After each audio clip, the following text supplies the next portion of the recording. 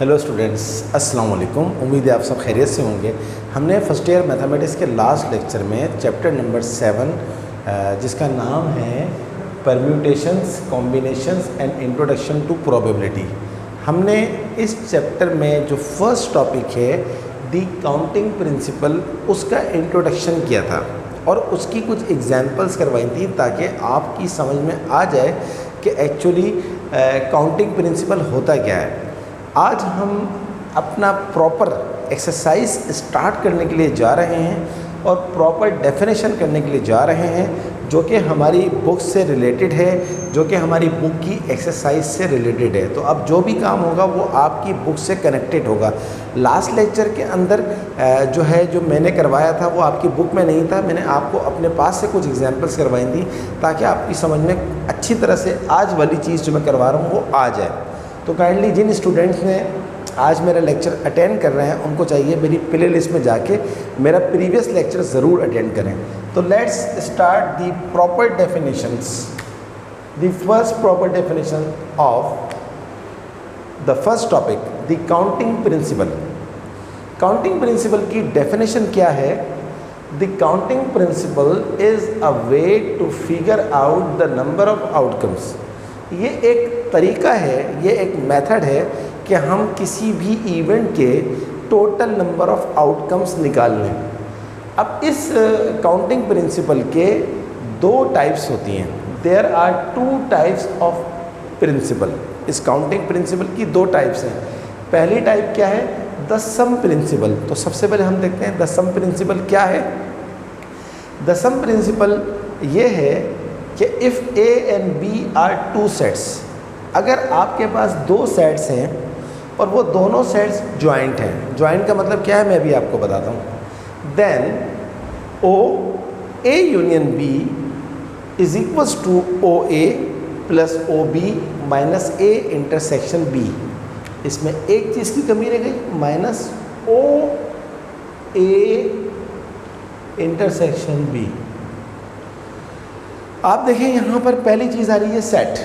Set theory के लिए आपको मेरी प्ले लिस्ट में जाके चैप्टर नंबर 1 करना पड़ेगा, जहाँ पर पूरा चैप्टर 1 सेट्स, पूरी डेफिनेशन, सारे इंट्रोडक्शंस और पूरी exercise, each and every question, each and every part मैंने करवाया है। तो अगर आपको सेट्स में प्रॉब्लम हो तो काइंडली आप उस चैप्टर को ज़रूर देख लीजिए। अब हम बात करते हैं इस चीज़ की। ज्वाइंट का मतलब क्या है अभी आपको बताता हूँ। ये जो ओ लिखा हुआ है, ओ, यहाँ पर ओ का मतलब क्या है? ओ का मतलब दो हैं, चाहे जिस तरह समझ जाए। एक है नंबर ऑफ एलिमेंट्स कि जी ए यूनियन बी में कितने एलिमेंट्स हैं, 1 है, 2 हैं, 3 हैं, 4 हैं, 5 हैं एंड सो ऑन।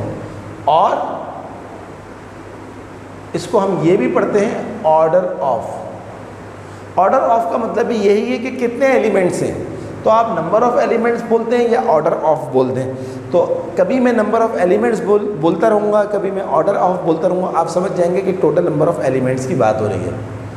अब अभी मैं दूसरे स्टेटमेंट के ऊपर नहीं गया, दो स्टेटमेंट लिखे हैं, लेकिन अभी हम सिर्फ इस स्टेटमेंट की बात करते हैं कि अगर ए और बी दो सेट्स हों और दो ज्वाइंट हों, इसका मतलब क्या है ये मैं आपको समझाता हूँ। इसका मतलब आपको समझ में आएगा एग्जाम्पल से। लेट सपोज मेरे पास एक सेट है 1 2 3 4 और मेरे पास एक सेट है बी।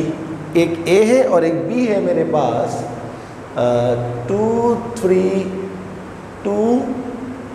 3 5 7 8। ये मैंने एक एग्जाम्पल ली है। ये मैं आपको ये चीज़ समझाना चाहता हूँ कि ये क्या लिखा हुआ है, ज्वाइन का मतलब क्या है। देखिए, पहली बात तो ये है कि आप सबसे पहले इन सब का ऑर्डर निकाल लें। ओ ए का मतलब है ए में कितने एलिमेंट्स हैं। 1 2 3 4, ए में 4 एलिमेंट्स हैं, तो ऑर्डर ऑफ ए क्या आ गया? 4। अब बात करते हैं ओ बी की। ओ बी में कितने एलिमेंट्स हैं? बी का ऑर्डर क्या है?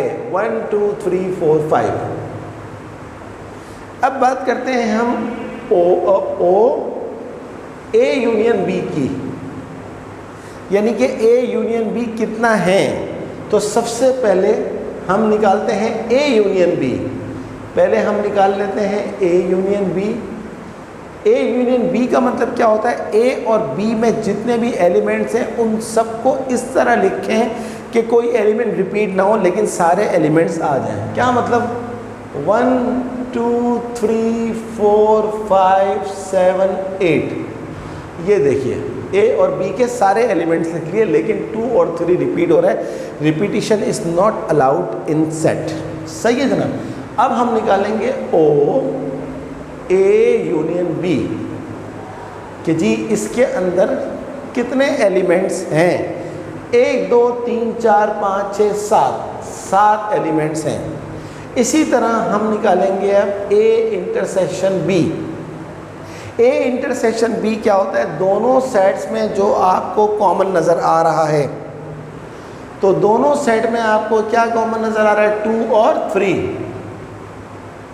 तो जनाब ये है मतलब ज्वाइन का कि अगर A intersection B null set ना हो, एम्प्टी सेट ना हो, यानी कि कोई ना कुछ भी कॉमन ना हो, अगर कुछ भी कॉमन ना हो तो वो ज्वाइंट सेट नहीं होता। लेकिन अगर एक कम से कम अगर एक एलिमेंट भी कॉमन है तो वो ज्वाइंट सेट कहलाता है।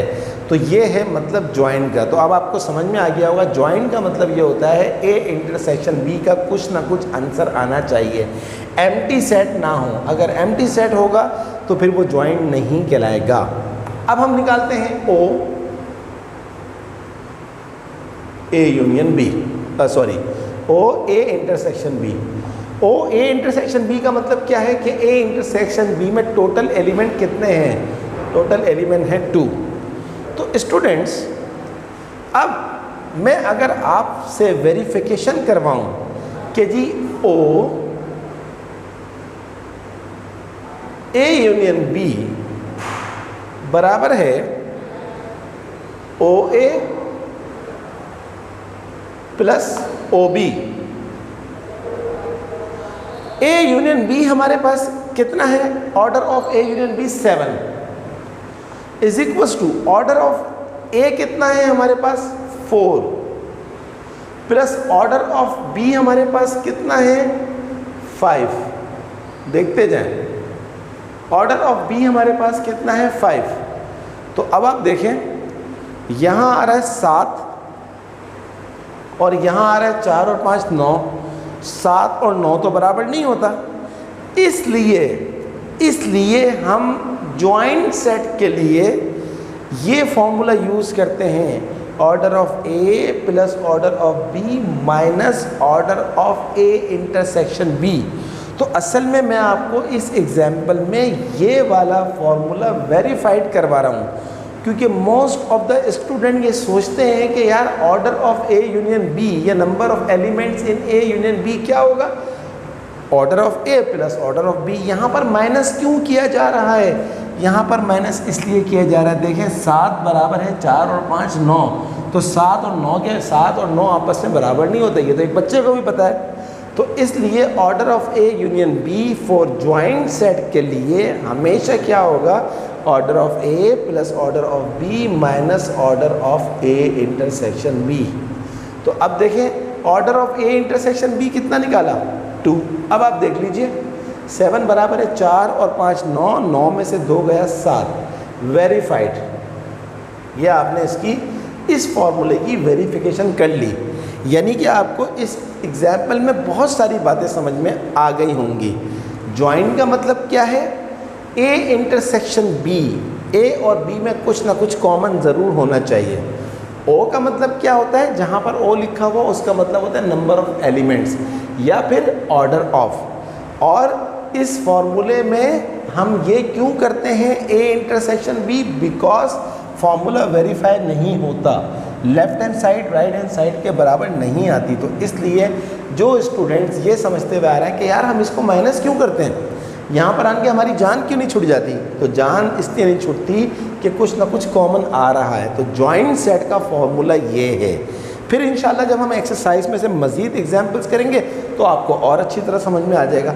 चलिए अब हम आपको इस द सम प्रिंसिपल का जो सेकंड स्टेटमेंट है वो बताते हैं, वो क्या है। If A and B are two disjoint sets, अगर ए और बी जो है वो दो सेट्स हो, दोनों डिसजॉइंट हो। डिसजॉइंट क्या मतलब क्या है अभी आपको बताता हूँ। Then order of A union B बराबर होगा order of A plus order of B. देखिए अब जॉइंट सेट का तो समझ में आ गया आपको फॉर्मूला, और फिर सेटिंग सारी समझ में आ गई। अब मैं इस एग्जाम्पल को मिटा रहा हूँ और अब मैं जो सेकेंड स्टेटमेंट है दी सम प्रिंसिपल का, उसको भी एक एग्जाम्पल से आपको साबित करूँगा, तो आके आपको बहुत अच्छी तरह समझ में आ जाए। लेट सपोज आपके पास एक सेट है 1 2 3 और आपके पास एक सेट है 4 7 8 9 फॉर एग्जाम्पल। अब वही काम जो आपने पीछे वाले एग्जाम्पल में किया था, वही काम सारा का सारा यहाँ करें। सबसे पहले निकालें आप order of A, total elements कितने हैं 1 2 3। अब आप निकालें order of B, total elements कितने हैं 1 2 3 4। अब आप निकालें A union B. A union B क्या होगा, ए और बी को मिला के सारे एलिमेंट्स लिख दो 1 2 3 4 7 8 9। Order of A union B क्या होगा, इसमें कितने एलिमेंट्स हैं उनको काउंट कर लो 1 2 3 4 5 6 7 7 एलिमेंट, सॉरी सेट नहीं आएगा 7 एलिमेंट। इसी तरह अब मैं निकालता हूँ A intersection B. A intersection B का मतलब क्या होता है, दोनों सेट्स में जो तुम्हें कॉमन नज़र आ रहा है। क्या तुम्हें कुछ कॉमन नज़र आ रहा है, जवाब है नहीं। जब कुछ भी कॉमन नहीं है तो इसको हम क्या कहते हैं, नल सेट। क्या कहते हैं, null set. A set having no element, there is no element in null set, okay? तो A इंटरसेक्शन B क्या है, नल सेट। तो अब आपके पास order of A intersection B क्या हो जाएगा, यानी कि total elements in A intersection B। Total elements in A intersection B, तो कोई एलिमेंट है ही नहीं तो क्या होगा, जब कुछ नहीं होता तो ज़ीरो होता है। बात समझ में आई। तो ये है डिसजॉइंट सेट। अगर सेट्स में कुछ भी कॉमन ना हो तो ये कहलाएगा disjoint sets. I hope you completely understand the concept. अब इसके बाद हम आते हैं इसके ऊपर, वेरिफिकेशन के ऊपर। ओ ए यूनियन बी बराबर है O A plus O B. ये फॉर्मूला कब यूज़ होता है, जब सेट्स क्या हो, डिसजॉइंट हो। डिसजॉइंट का मतलब क्या है, दोनों सेट्स में कुछ भी कॉमन ना हो, यानी कि नल सेट आए, उसका इंटरसेक्शन। तो order of A union B कितना है, 7। ऑर्डर ऑफ ए कितना निकाला आपने, 3। ऑर्डर ऑफ बी कितना निकाला आपने, 4। 7 बराबर है 4 और 3 7, हो गया वेरीफाइड। अब आपको समझ में आ गया होगा बहुत अच्छी तरह से कि जॉइंट सेट का फॉर्मूला ये होता है, और इसके अंदर minus oh order of A intersection B को माइनस क्यों करते हैं। रीज़न समझ में आ गया होगा, क्योंकि कॉमन होता है। यहाँ पर क्या है हमारे पास, अगर सेट्स डिसजॉइन हो तो फिर ये फैक्टर ख़त्म हो जाता है। इसलिए ख़त्म हो जाता है ये फैक्टर कि ये फैक्टर ज़ीरो होता है फॉर डिसजॉइंट सेट्स के लिए। तो I hope you completely understand these two फार्मूले। ये दोनों ही फार्मूला कहलाते हैं the sum principle of counting techniques. सही है। अच्छा, ज़रूरी नहीं है कि ये सिर्फ दो सेट्स के लिए हो। ये A union B union C union D अगर हो तो ये हो जाएगा O A plus O B plus O C plus O D. और इसी तरह ये भी क्या हो जाएगा, ये भी फर्दर एक्सटेंडेड हो जाता है। तो ये फार्मूला सिर्फ दो सेट्स के लिए नहीं है, ये एनी नंबर ऑफ सेट्स के लिए। बस ये ख्याल रहे ये जॉइंट सेट का होता है और ये डिसजॉइंट सेट का होता है। तो अब ये बात आपको बहुत अच्छी तरह समझ में आ गई। चलिए अब हम जाते हैं दी प्रोडक्ट प्रिंसिपल। दूसरा प्रिंसिपल नंबर 2, ये कहलाता है प्रिंसिपल नंबर 2। क्या है जनाब प्रिंसिपल नंबर 2, इसकी भी आपको एक प्रॉपर डेफिनेशन लिखवाता हूं, फिर इसकी भी एक एग्जाम्पल करते हैं। यह कहलाता है the product principle for counting. Counting का ये जो मैंने अभी आपको बताया था, ये दोनों सम प्रिंसिपल थे, इसके दो स्टेटमेंट थे, मैंने आपको दोनों बता दिए, एक ज्वाइंट के लिए और एक डिसज्वाइंट के लिए। अब मैं जा रहा हूँ प्रोडक्ट प्रिंसिपल के लिए। प्रोडक्ट प्रिंसिपल क्या होता है? If A and B are any two sets, अगर A और B दो सेट्स हों and A cross B is their Cartesian product,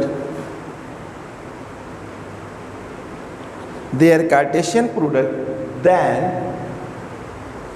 order of A cross B बराबर होगा order of A multiply by order of B। अब इस principal का मतलब क्या है, इसको भी हम एक एग्जाम्पल से देखेंगे। देखिए, इसकी भी एक एग्जाम्पल निकाल लेते हैं। सबसे पहले तो मैं इस प्रिंसिपल को दोबारा पढ़ता हूँ। यह कहलाता है the product principle for counting. कहता है कि अगर तुम्हारे पास A और B दो सेट्स हों तो A और B का कार्टेशियन प्रोडक्ट। अब जिन बच्चों ने इस बुक का, हमारी फर्स्ट ईयर मैथ की बुक का चैप्टर नंबर 1 सेट्स नहीं पढ़ा है, तो उनको प्रॉब्लम हो सकती है कि कार्टेशियन प्रोडक्ट किस तरह निकालते हैं। मैं थोड़ा सा यहाँ बता दूंगा, लेकिन काइंडली आप मेरी प्ले लिस्ट में जाके चैप्टर नंबर 1 के लेक्चर्स ज़रूर देखें। तो ये कहता है if A and B are any two sets and A cross B is their Cartesian product, then order of A cross B बराबर है order of A multiply by order of B। चलिए हम इसको हासिल करते हैं एक प्रॉब्लम की मदद से। प्रॉब्लम मैं ले रहा हूँ, लेट सपोज मेरे पास एक सेट है 1 2 और एक सेट मेरे पास है ABC फॉर एग्जाम्पल। अब हम इसके ऊपर लगाते हैं काउंटिंग प्रिंसिपल। क्या लगाते हैं इसके ऊपर हम? Counting principle of product form. तो सबसे पहले हम लेफ्ट हैंड साइड ले लेते हैं, हम निकालते हैं A cross B। Student A cross B क्या होता है? असल में इन तमाम सेट्स के दोनों सेट्स के ज़रिए बनने वाला ऑर्डर पेयर, यानी कि 1 को लेंगे हम पहले A के साथ, फिर हम 1 को लेंगे B के साथ, फिर हम 1 को लेंगे C के साथ, इसी तरह हम 2 को लेंगे A के साथ, फिर हम 2 को लेंगे B के साथ, फिर हम 2 को लेंगे C के साथ। यह आ गया A क्रॉस B का आंसर। सही है जनाब? तो अब आपके पास order of A cross B क्या होगा?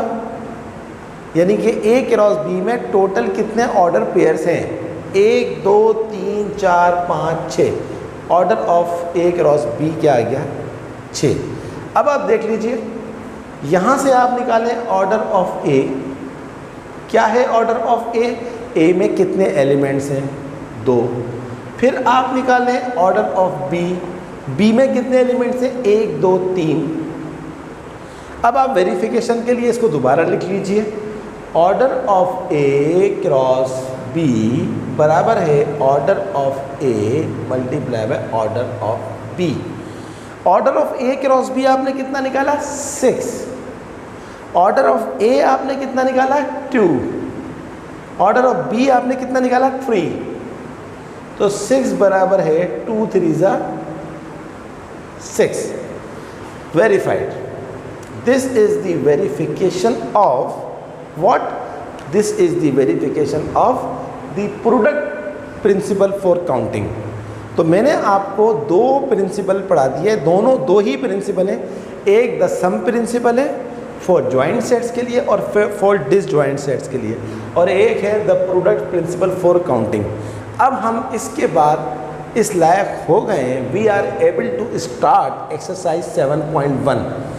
ये प्रिंसिपल आपको उस वक्त काम आएंगे जब आप इसकी वर्ड प्रॉब्लम्स करेंगे, एप्लीकेशंस करेंगे जो कि हमारी डेली लाइफ में यूज़ हो रही हैं। तो स्टार्ट करते हैं हम अपनी एक्सरसाइज 7.1 और देखते हैं कि 7.1 में पहला क्वेश्चन क्या है। अब मैं इसको रब कर रहा हूँ, काइंडली आप इसको कॉपी करिएगा और बहुत अच्छी तरह से इसकी प्रैक्टिस करिएगा, तो देखेंगे आपके चैप्टर नंबर 7 आपको कितना अच्छा समझ में आएगा इंशाल्लाह। इसको भी मिटा देते हैं, इंट्रोडक्शन को word.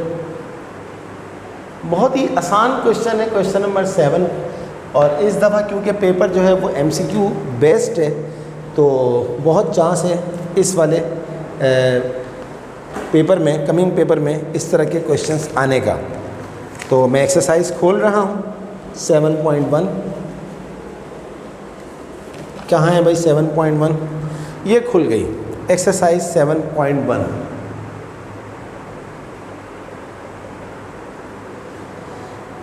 Question number 1,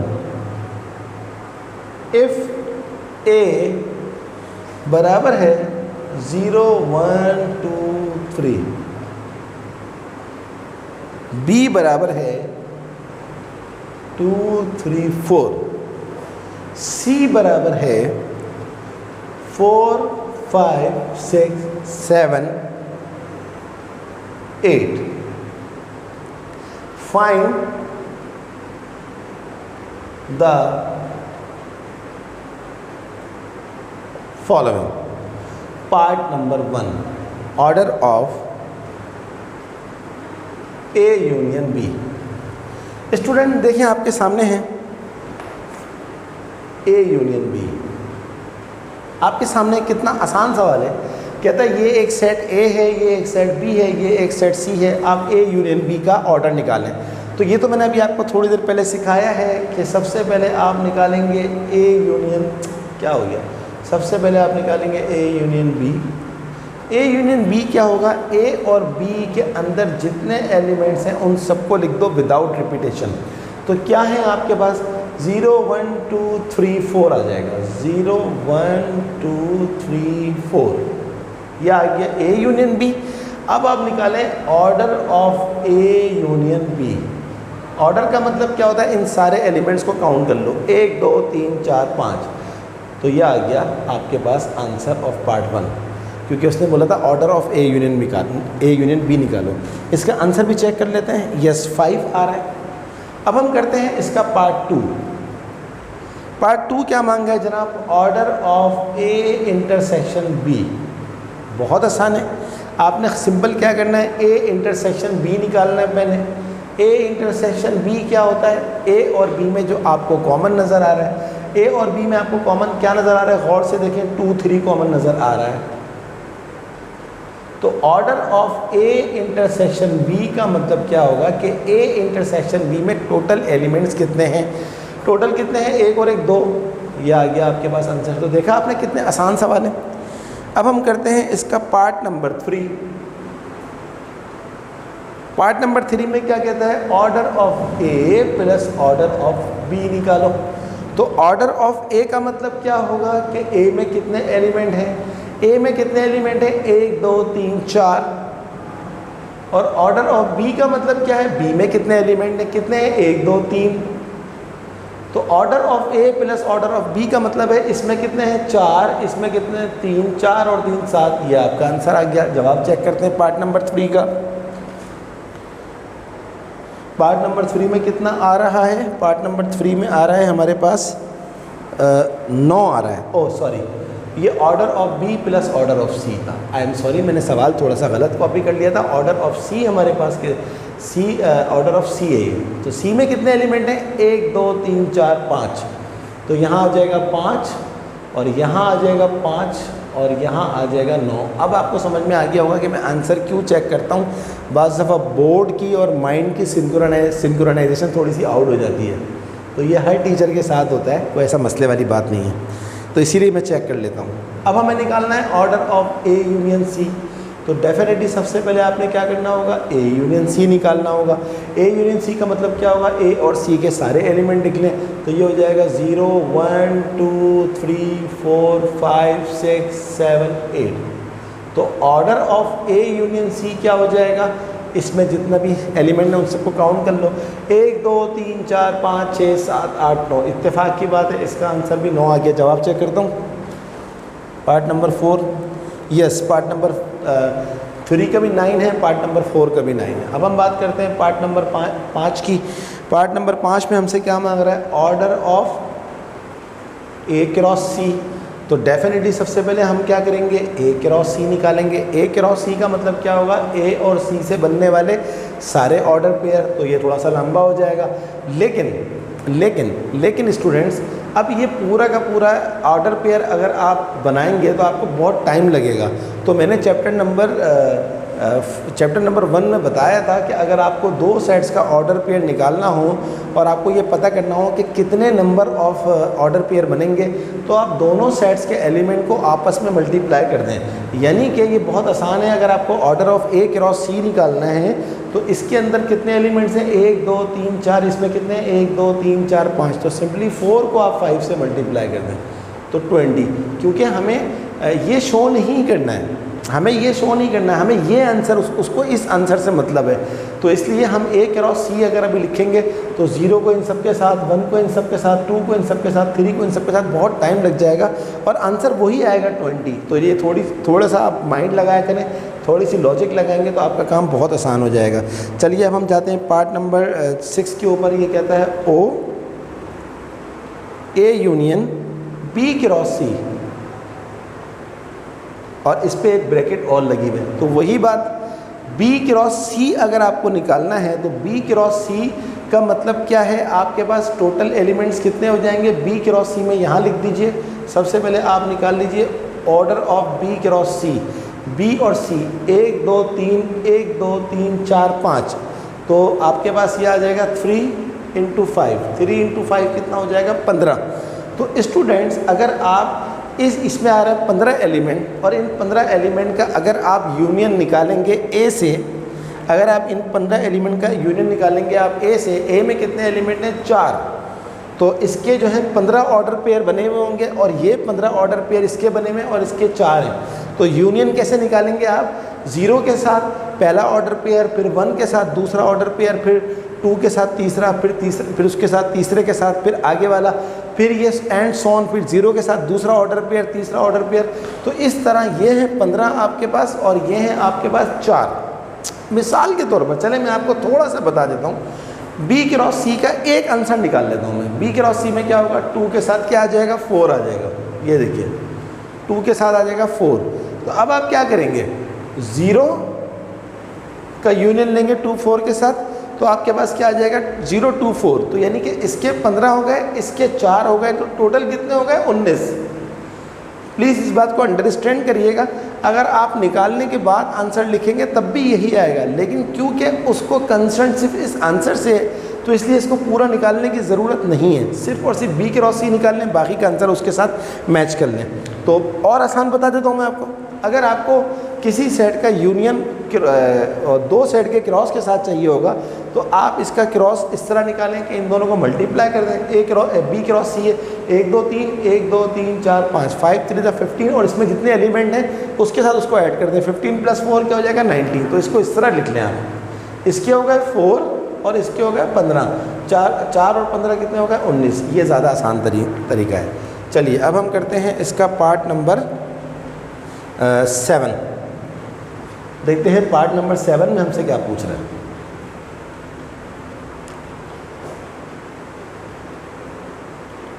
What is part number 7? Order of A union B cross A union C। अब सबसे पहले आप एक काम करें, आप सबसे पहले A union B निकाल लें। मैं आपको आसान तरीन तरीका बताता हूँ। A union B क्या होगा, 0 सफाई से, 0 1 2 3 4। A यूनियन C क्या होगा, A और C में क्या रहा है, 0 1 2 3 4 5 4 5 6 7 8। अब आपको निकालना है A यूनियन B का और A यूनियन C का क्रॉस। तो A यूनियन B और ए यूनियन सी का क्रॉस कैसे निकलेगा मैंने भी आपको क्या बताया, इनके एलिमेंट्स काउंट कर लें, 1 2 3 4 5, 1 2 3 4 5 6 7 8 9 45 45 इस पूरे का जो नंबर ऑफ एलिमेंट्स होंगे यानी कि जो ऑर्डर पेयर्स बनेंगे वो 45। अब जाहिर सी बात है ये तो बहुत बेवकूफ़ी की बात है ना कि 45 ऑर्डर पेयर में पूरे के पूरे लिखूं, जबकि उसको जो है इस आंसर से कंसर्न है। तो बस आपने ये याद रखना है कि ऑर्डर पेयर बनाने के लिए, क्रॉस प्रोडक्ट निकालने के लिए आपको क्या करना पड़ेगा, दोनों सेट्स के नंबर ऑफ एलिमेंट्स को आपस में मल्टीप्लाई करते हैं। इसमें कितने थे 5, इसमें कितने थे 9, 5 5 9 से 45। Hope you understand this question. Part number 8, last part of the question, order of A union B intersection C. बहुत ही आसान सवाल है। सबसे पहले हम बी इंटरसेक्शन सी निकाल लेते हैं। बी और सी में हमें कॉमन क्या नज़र आ रहा है, सिर्फ 4। फिर हम इसका ले लेते हैं ए से यूनियन, क्योंकि ये छोटा सवाल है तो इसको हम इस तरह भी डायरेक्ट कर सकते हैं। ए हमारे पास क्या है 0 1 2 3 और यूनियन बी इंटरसेक्शन की क्या आ रहा है 4। तो इन दोनों का जो यूनियन आ जाएगा वो क्या आ जाएगा 0 1 2 3 4। और अब क्योंकि आपने इस आंसर का निकालना है order A union B intersection C, तो ऑर्डर निकालने के लिए क्या करेंगे, आप इस पूरे आंसर के एलिमेंट्स को काउंट कर लें, 1 2 3 4 5, 5 is the answer. Hope you understand. So this is question number 1 and this is our today's class, जिसमें आज हमने प्रॉपर अपनी एक्सरसाइज स्टार्ट कर दी है। इसमें टोटल क्वेश्चंस हैं 19 और मैं कोशिश करूँगा कि ये सारे ही क्वेश्चंस आपको करवा दूँ इंशाल्लाह, और जल्द से जल्द करवाऊँ आपके पेपर से बहुत पहले। और आप जानते हैं हमारा सिलेबस तो अब कुछ भी नहीं रहा है, अब हमारा सिर्फ और सिर्फ चैप्टर नंबर 7 और चैप्टर नंबर 8 रह गया है। तो मेरी पूरी कोशिश होगी कि कमिंग डेज में जल्द से जल्द आपको चैप्टर नंबर 7 ख़त्म करवा दूँ, और चैप्टर नंबर 8 भी बहुत छोटा है, वो भी इंशाल्लाह बहुत जल्दी ख़त्म हो जाएगा। तब तक के लिए आप खूब प्रैक्टिस करें, और अगर आज की क्लास में या प्रीवियस क्लास में कोई चीज़ समझ में ना आए तो मुझसे ज़रूर पूछें, मैं आपकी इंशाल्लाह ज़रूर हेल्प करूँगा।